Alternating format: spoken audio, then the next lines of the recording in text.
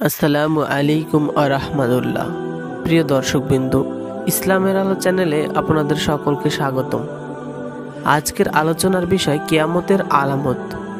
ইসলামী বিশ্বাস অনুযায়ী কিয়ামতের আলামত দুই ভাগে বিভক্ত, একটি ছোট আলামত এবং অন্যটি বড় আলামত।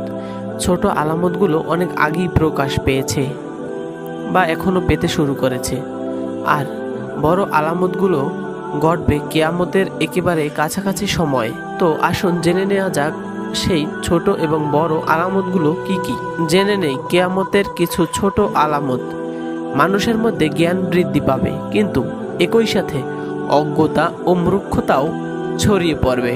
মানুষ মসজিদ নির্মাণে প্রতিযোগিতা শুরু করবে, কিন্তু ইবাদতের প্রতি আন্তরিকতা কমে যাবে।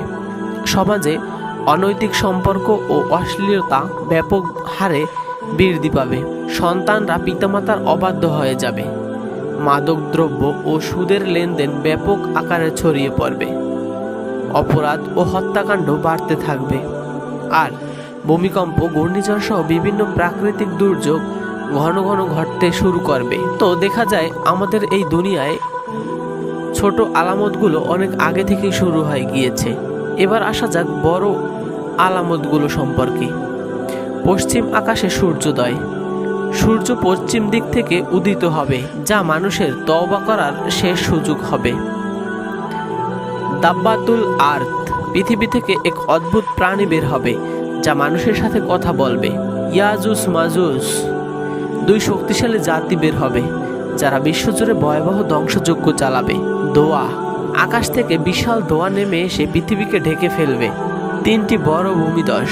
পূর্ব, পশ্চিম ও আরব উপদ্বীপে ভয়াবহ ভূমিধস ঘটবে।